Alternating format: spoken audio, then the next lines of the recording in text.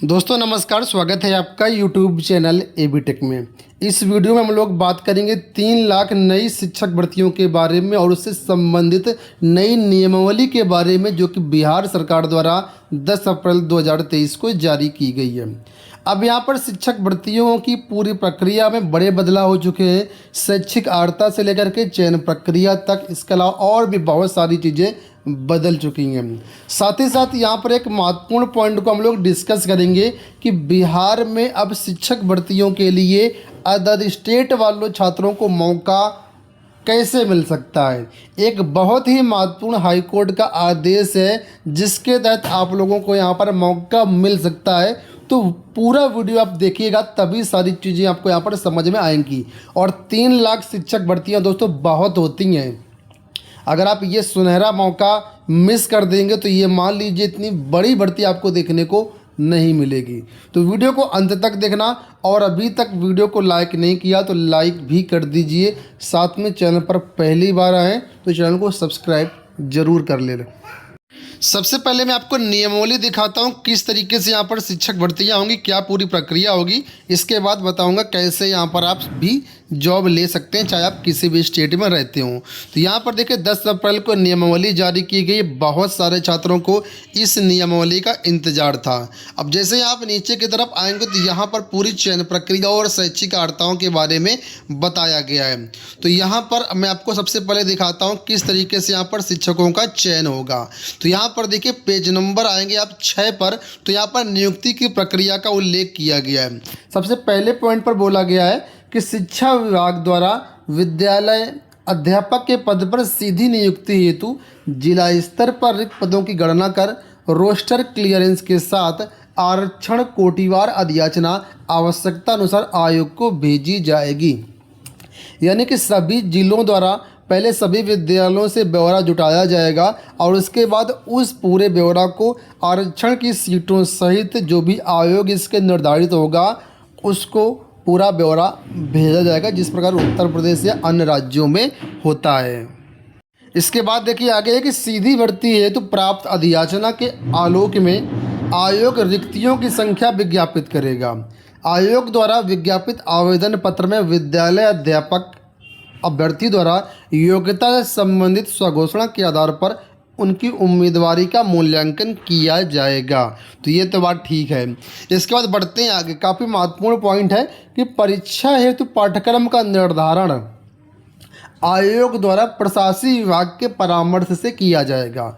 निर्धारित पाठ्यक्रम के आलोक में परीक्षा का आयोजन, प्रश्न पत्रों का निर्धारण, उत्तर पुस्तिकाओं का मूल्यांकन तथा परीक्षा फल का प्रकाशन आयोग द्वारा किया जाएगा। यानी यहाँ पर यह बताया गया है कि अभी परीक्षा का पाठ्यक्रम जारी नहीं किया गया है और परीक्षा का पाठ्यक्रम जो होगा आयोग जारी करेगा प्रशासनिक विभाग के परामर्श से। ठीक है। तो अब यहाँ पर एक महत्वपूर्ण बात आती है कि शिक्षक भर्ती परीक्षाएं कौन सा आयोग करवाएगा। तो अभी आयोग भी डिसाइड नहीं है। हालांकि बीपीएससी का नाम सबसे पहले आ रहा है कि बिहार लोक सेवा आयोग इन भर्तियों को करवा सकता है। अब देखना ही होगा किस आयोग किसकी जिम्मेदारी मिलती है। तो जो भी आयोग परीक्षा करवाएगा, भर्ती करवाएगा, वही यहाँ पर सिलेबस जारी करेगा। इसके बाद फिर देखिए परीक्षा के पैटर्न का निर्धारण आयोग द्वारा किया जाएगा, जिसमें आवश्यकता अनुसार विभाग से परामर्श भी लिया जाएगा। यानी परीक्षा का पैटर्न क्या होगा, कितने नंबर का पेपर होगा, क्या क्या टॉपिक पूछे जाएंगे, क्या सिलेबस होगा, ये सारी चीज़ें आयोग डिसाइड करेगा। जब इसका नोटिफिकेशन जारी होगा तभी सारी चीज़ें क्लियर होंगी। इसके बाद इस परीक्षा के लिए कितने क्वालिफाई अंक चाहिए, ये भी डिसाइड जो आयोग ही करेगा कि कितना क्वालिफाइंग मार्क्स यहाँ पर रखा जाएगा। इसके बाद सबसे महत्वपूर्ण चीज़ दोस्तों यहाँ पर है, जो अब यहाँ पर आप देखेंगे। यहाँ पर देखो मेंशन किया गया है पॉइंट नंबर 6 में कि कोई भी अभ्यर्थी इस नियमावली के अंतर्गत अधिकतम 3 बार परीक्षा में ही भाग ले पाएगा। यानी यहाँ पर आपको बाउंड कर दिया गया, आपके ऊपर प्रतिबंध लगा दिया गया है कि 3 बार से ज़्यादा आप शिक्षक भर्तियों में शामिल नहीं हो पाएंगे। अभी तक मुझे लगता है किसी भी शिक्षक भर्ती में ऐसा नहीं हो रहा, किसी भी स्टेट में ऐसा नहीं हो रहा है, लेकिन ये इकलौता राज्य ऐसा जहाँ पर प्रतिबंध आपके ऊपर लगा दिया कि आप अधिकतम 3 बार ही यहाँ पर शामिल हो पाएंगे। भले आप जैसे आपका इन 3 बार में भी चयन नहीं हो पाता तो आजीवन फिर दोबारा कभी भी आप शिक्षक भर्ती में नहीं बैठ पाएंगे। ये भी एक बहुत महत्वपूर्ण पॉइंट है। इसके बाद देखिए, आयोग द्वारा संचालित उक्त परीक्षा के आधार पर की गई अनुशंसा के आलोक में ही नियुक्ति की जाएगी। यानी जब आयोग सेटिस्फाइड होगा, जो भी नॉर्म्स होंगे, जो भी एलिजिबिलिटी क्राइटेरिया है ना, कट ऑफ अंक, मेरिट में नाम आएगा, तभी आपका यहाँ पर चयन किया जाएगा। इसके अलावा आयोग द्वारा की गई अनुशंसा नियुक्ति का अधिकार तब तक नहीं होगा जब तक कि यथा आवश्यक प्रमाण पत्रों की जांच के उपरांत प्रशासनिक विभाग संतुष्ट ना हो जाए, अन्यथा विद्यालय अध्यापक के पद पर नियुक्ति के लिए सभी दृष्टियों से उपयुक्त है। यानी जो आपका डॉक्यूमेंट वेरिफिकेशन होगा वो सारी चीज़ें होने के बाद ही यहाँ पर आपका चयन किया जाएगा।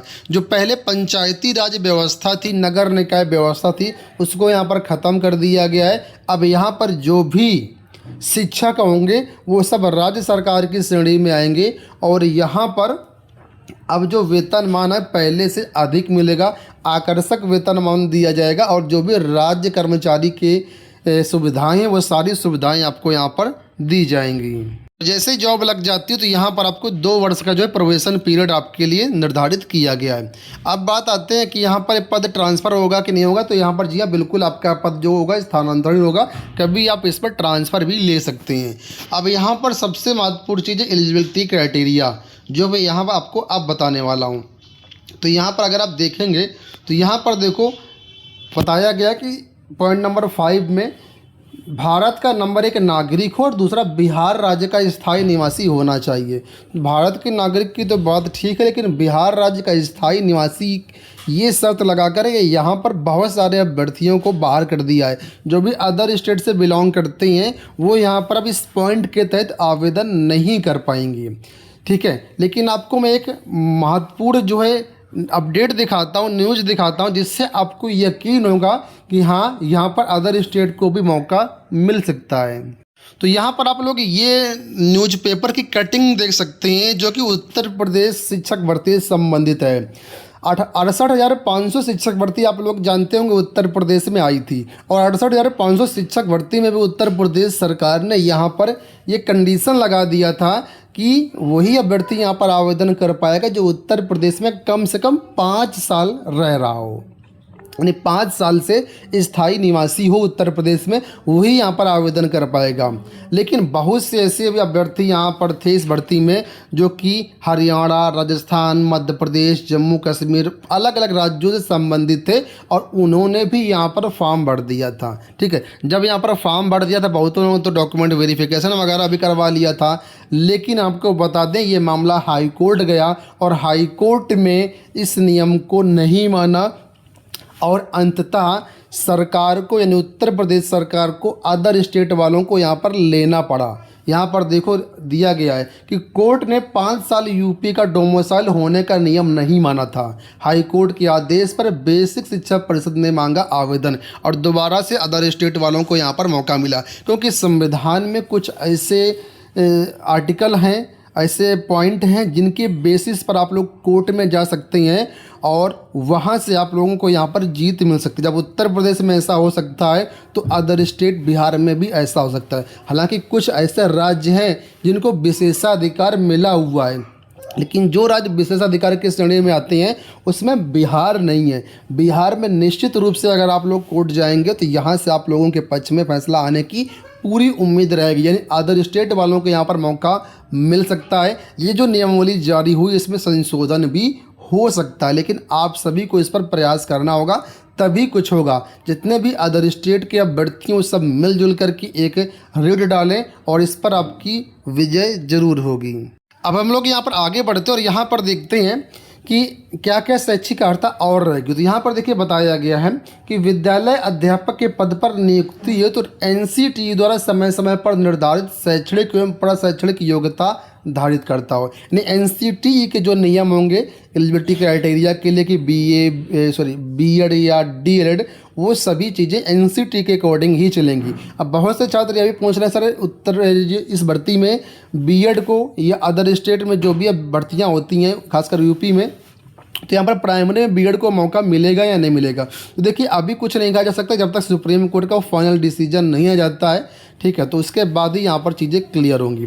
इसके बाद यहाँ पर देखिए, अगर आप शिक्षक बनना चाहते हैं तो ऐसा नहीं कि केवल बिहार टेट वाले ही आवेदन कर पाएँ। यहाँ पर सीटेट वाले जो भी अभ्यर्थी पास आउट हैं वो सीटेट वालों को भी यहाँ पर मौका मिलेगा, जो कि यहाँ पर आप लोग देख सकते हैं कि राज्य सरकार एवं केंद्र सरकार द्वारा समय समय पर आउट शिक्षक पात्रता परीक्षा आपकी उत्तीर्ण होनी चाहिए। यानी बिहार टेट है तब भी अच्छी बात है, और सीटेट आपने पास किया है तब भी आपको यहाँ पर मौका मिलेगा।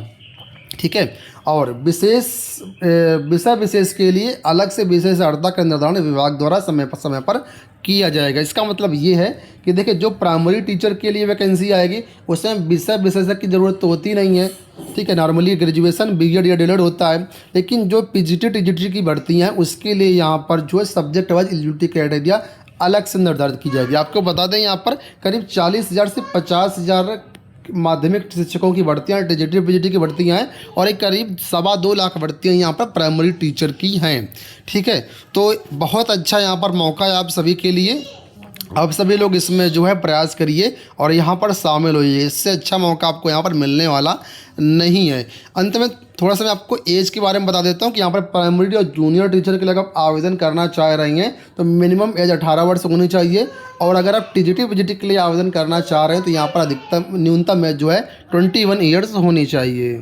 तो ये हो गई दोस्तों कंप्लीट डिटेल्स। अगर ये नियमावली पढ़ना चाहते तो हमारे टेलीग्राम चैनल पर अवेलेबल है। टेलीग्राम का लिंक वीडियो के डिस्क्रिप्शन बॉक्स में पिंड कमेंट में दिया गया है, वहाँ से आप लोग ज्वाइन कर सकते हो। टेलीग्राम से इस पीडीएफ को डाउनलोड करके सारी चीज़ें समझ सकते हैं। उम्मीद करता हूँ वीडियो पसंद आया होगा। इस वीडियो में इतना ही, धन्यवाद।